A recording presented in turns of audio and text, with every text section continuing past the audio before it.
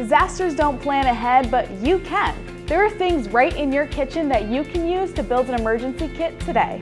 So preparing for emergencies is as easy as 1, 2, 3.